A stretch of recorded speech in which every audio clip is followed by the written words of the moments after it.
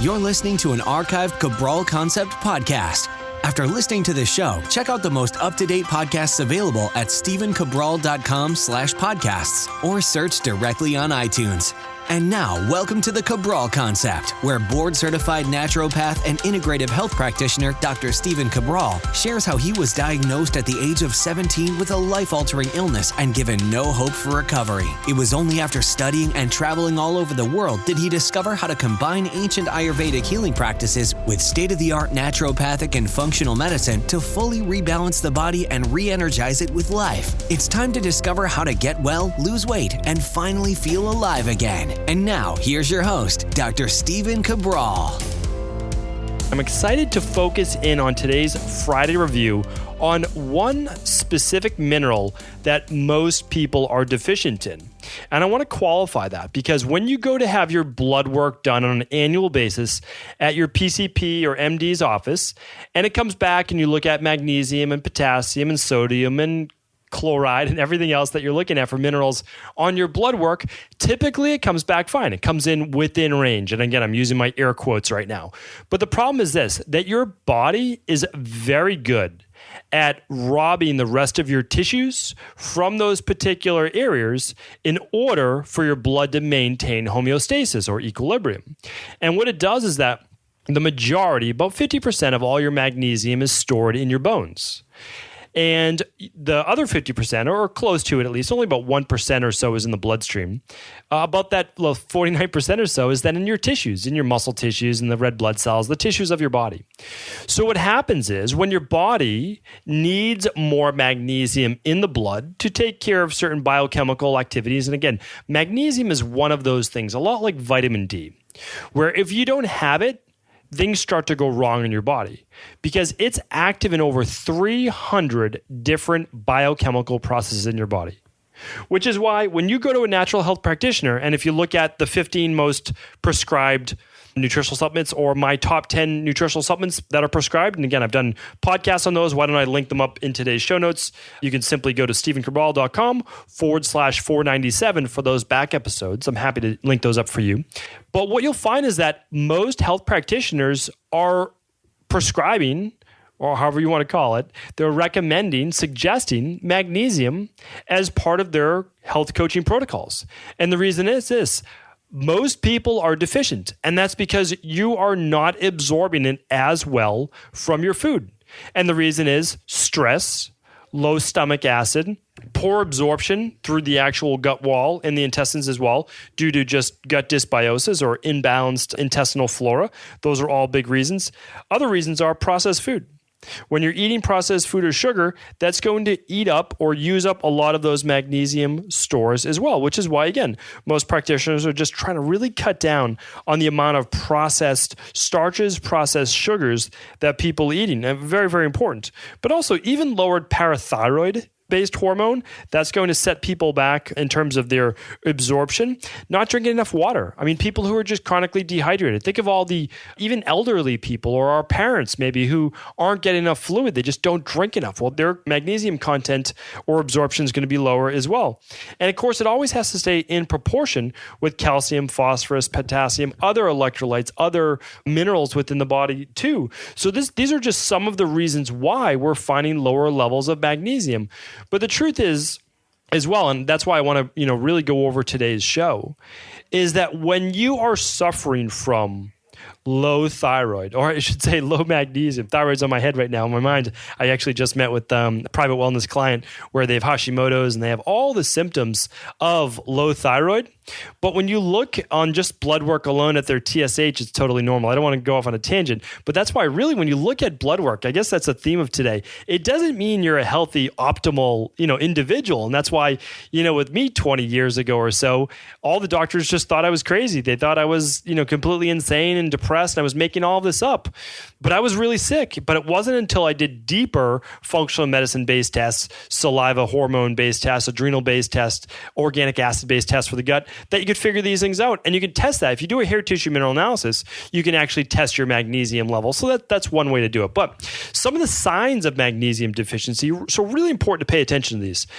Any type of anxiety, like low-grade anxiety, not being able to turn the brain off, it's a dead giveaway of lowered levels of magnesium. It's not always just lower levels of serotonin. It doesn't mean you need to be put on antidepressants or anti-anxiety medications or SSRIs. That's not it. There's usually a mineral imbalance. Now, magnesium is just one, but it's a big one. Fatigue, headaches of any kind, or tension headaches, migraines, eye strain, muscle weakness, muscle spasms. It's not just always potassium deficiency as well. It can be magnesium without a doubt. Loss of appetite, vomiting or nausea, those are big ones. Trouble falling asleep, trouble turning the mind off, insomnia, waking up through the night, arrhythmia in the heart rate or accelerated heart rate, panic attacks, loose stool, or constipation. So it can go either way in terms of bowel movements. And there's a few others as well, but really any stress-based symptom, like overly stressed, irritable, any of those things can be really, not only can those cause magnesium deficiencies, which of course compounds itself, but those feelings also come from not being able to self-regulate or vasodilate the body, meaning like your body gets into fight or flight, it gets constricted, the body uses calcium to constrict because it's a vasoconstrictor, and then all of a sudden there's not enough magnesium. There's not enough magnesium to follow suit because we have more than enough calcium. Right? We have an overabundance because we can just draw from our bones all day. Yes, it will cause osteopenia, osteoporosis, but your body will do it temporarily to get in that survival-based mode. Well, if there's not enough magnesium to calm the body, to vasodilate, to keep up with calcium, there's going to be a serious issue. There really is. And that then just, the symptoms then are the anxiety, the fatigue, the muscle-based issues, the gut-based issues, the can't turn the brain off, panic attacks, headaches, all of these things. But remember, these aren't diseases. We treat them with medication like they're a disease, but they're not. They're symptoms. And one of the reasons those symptoms come about is because of a true underlying root cause of a mineral deficiency. Magnesium deficiency is an underlying root cause. Now, there might be one more layer below that, which is stress-induced, fight or flight, adrenal alarm stage, one of those things. That's true. But not fixing that magnesium is not going to help the problem. Like, we need to take care of that right away. And the benefits from adding magnesium right away can be profound. There's a reason why probably 8 out of the 10 people I see get magnesium in their protocol. Now, of course, they're varying amounts. Sometimes it's more in the front of the day, usually more towards bedtime. Sometimes we ramp them up. We kind of walk them up a ladder during the day. It all depends on that person and how their energy levels are during the day as well, because it can be a little bit sedating. It can be a little bit calming. But the truth is, a lot of times that's what you need. You need to be calmed down. Your nervous system needs to be calmed down in order for you to start to heal. Really, really important. All right. So a few of the other things from a clinical perspective, magnesium can help and will help people with allergies and asthma. Keeps your bones strong for osteopenia, osteoporosis. Absolutely essential if you're an athlete, or even for kids too, but they usually get that, hopefully within a good multi or within their diet. Optimal, needed absolutely for blood pressure. Meaning, like, if you have high blood pressure and you haven't looked into whether you have low magnesium or not, that should be the first thing you do. Honestly, the first thing you do after this podcast, run a hair tissue mineral analysis. That should be the first thing. Also, pregnancy. Not enough women get magnesium during pregnancy. I'll go over some foods in a moment where you're going to get it from.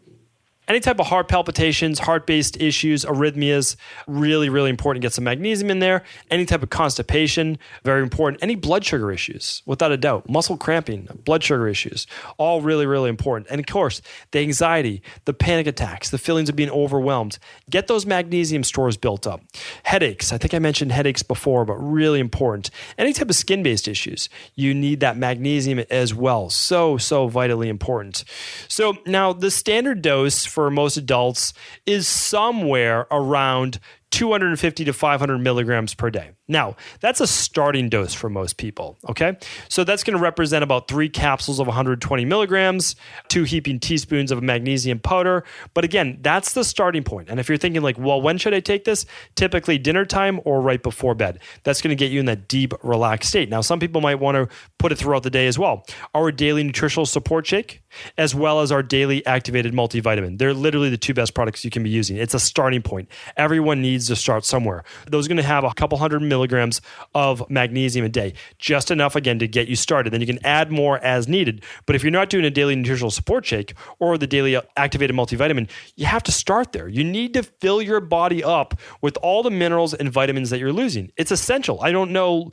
I mean, there's no other way around it. You can say, yes, I want to get it all through food. I do too. And that's why I'm eating broccoli and cauliflower and asparagus. But I'm telling you right now, if you have not looked at the soil-based research showing that there are 50 to 60% less nutrients, minerals, vitamins coming into our vegetation, then you're missing the point that over the last 100 years, whether you're eating organic food or not, we are not getting the minerals and the vitamins we need to keep up with the stress that we have in life. It's plain and simple. I want it all through food as well, no doubt about it, but this is the smart way to do it, I think. Again, my opinion, but I like to blend the best of natural whole food, Ayurvedic medicine with the best of orthomolecular medicine, functional medicine. That's what I see get the best results in our practice. That's, of course, what I want to share with you. All right, so let's just say you can get it through. Now, again, oftentimes, if it's a larger person or they have high blood pressure or they have a lot of anxiety, I'm going up to 1,200 milligrams a day of magnesium. I'm getting high dosages in people. I know when they're getting enough when they start to get loose stool, and then, of course, we'll start to pull back, of course. Or they get lightheadedness, they get too drowsy, too sleepy. Now, again, magnesium at high dosages, if you have kidney-based issues, you're not going to want to do this, of course. You're going to want to be careful with supplements in general if you have any kidney-based issues. Something called myasthenia gravis. If you have that, you're going to want to be careful just because magnesium is a muscle relaxant and it also relaxes your entire respiratory cardiovascular system. That's a good thing. But again, if your heart rate's too slow, like let's say you have a heart rate in the 40s or low 50s, taking more magnesium may lower it even more. Probably not a great idea as well. And the last one's just if you have any type of bowel-based obstruction or you have a colostomy bag or anything like that, you're going to want to be careful ramping up your magnesium because it could lead to looser stools. So again, what's the smart thing to do? Start with a couple hundred milligrams a day. Add another 100 milligrams or 200 milligrams, or work with a health practitioner as well. Now, where can we get it from food besides all of our great nutritional supplements, which I will name at the end of exactly what I use. So one thing that a lot of people know and why some of the longest lived civilizations, well, they eat this particular food. That's why they're so long lived. Sea vegetables, nori, seaweed salad, kelp, these types of things. Sea vegetables are loaded with magnesium, loaded with natural iodine. Great products. Okay. Spinach, tomatoes, pumpkin seeds, one of my favorites for zinc. One of my favorites as well for iron, also has magnesium. Almonds have magnesium as well. So if you like almonds, that's a good way to get them. Buckwheat flour, which is a gluten-free flour, even though it has the word wheat in it. Sweet potatoes, yams, artichokes, certain types of beans like broad beans, navy beans typically have a good amount of magnesium in general. Barley, I'm not a big advocate of a lot of the wheat-based products, but wheat does have some magnesium. I just find when there's a processed wheat product, it strips pretty much just as much magnesium as it's putting back in your body. So not an advocate of that. There is magnesium in dark chocolate, so you'll be happy to hear that. You will get a lot of magnesium there, which is often why a lot of people crave chocolate because it has that magnesium in it. Now, again, is it the best place to get your magnesium? Probably not, but if you eat a few squares of dark chocolate, 80% plus dark organic a few times a week, probably not a big deal at all. And then a lot of dark greens. So a lot of dark greens are going to get you that magnesium. So I'm going to let you do more research on your own if you'd like. I just want to give you some product recommendations right now. If you are a health practitioner, it's essential reading that you read the book called The Magnesium Miracle. I don't know who Carolyn Dean is. She's an MD and she's an ND, but it's a great book. It's called The Magnesium Miracle. It's just plain and simple why people are so low on magnesium. I remember reading this quite a while ago, and I guess there's been an updated copy since I read it over 10 years ago. Again, a great book, really short, and not just for health practitioners. So I like to say mandatory reading if you're a health practitioner, but if you're not, and you just want to know more about magnesium and how beneficial it can be for your body and what the most and best absorption rates are and all of those things, check it out. It's, again, by Carolyn Dean, The Magnesium Miracle. I will link that up again in the show notes, so just go to stephencabral.com/497. Okay, so what are some products I recommend? Well, for kids, if they can't swallow capsules, my kids, we use magnesium powder. So we use a citrate powder. We like to use that if they're literally off the wall. And I know, yes, my kid shouldn't be off the wall, right? But everyone's kids can be from time to time. I have two very excitable young girls who are absolutely amazing, but sometimes it's hard for them to kind of calm it down a little bit. And in those times, a little extra magnesium is fantastic for your kids. Now, keep in mind, magnesium is a natural mineral. We are not drugging our children or anything like that. This is natural magnesium that, again, they could use a little bit more of. And how much do we start with? Very small amounts. We're using somewhere around 50 to 100 milligrams total. But we put in more than that in a cup of water, room temp water, and just shake it up. And the reason is that they are not going to drink the whole thing. Okay, so we just put in basically 1 teaspoon. Very simple. Another great thing for kids that we've used with my daughters multiple times, but especially my first daughter when she was younger, she was a little colicky and all of those things before we fixed her gut-based issues, is magnesium lotion. You can use a magnesium chloride, but the reason I like the lotion is that it's better for sensitive skin. So when you use this lotion, it doesn't burn as much. Now, a lot of people say, oh, the burning's the magnesium deficiency. That's not true. I don't know where that came about. The spray is magnesium chloride. Chloride is basically salt. It's not sodium chloride, but it's chloride. That can irritate the skin. It's not bad. I don't mean it's bad or anything like that, but if you spray it on and your skin's sensitive to that, it can really get dry and itchy. So what do I recommend? Yes, you could use the magnesium chloride spray. Fantastic. Nothing wrong with that at all. But then once it starts to get to the point where it's dry, rub some argan oil on that, rub some shea butter, rub a little lotion on it to just make sure you get rid of that chloride that can dry on the skin as well. So hopefully those 2 tips help. I'll link up different brands that we recommend for those. Without a doubt, happy to do that. And again, what I do is I try to go back as much as I can and update those show notes pages. So I'm ever finding a better product that's more cost effective for you as well and myself, I always do that because we use a lot of good whole organic foods, no doubt. We juice, we do smoothies, we do all those things. And we also use a lot of nutritional supplements. So if we can save a little bit money on a good functional medicine product, we're going to do that. All right. So what else do we use? Well, we use magnesium glycinate capsules. We use that quite a bit, but we also use CalMag capsules, so a balance of calcium to magnesium. So once people get rid of the anxiety, they get rid of the fatigue, all those things, then we transition them onto a CalMag.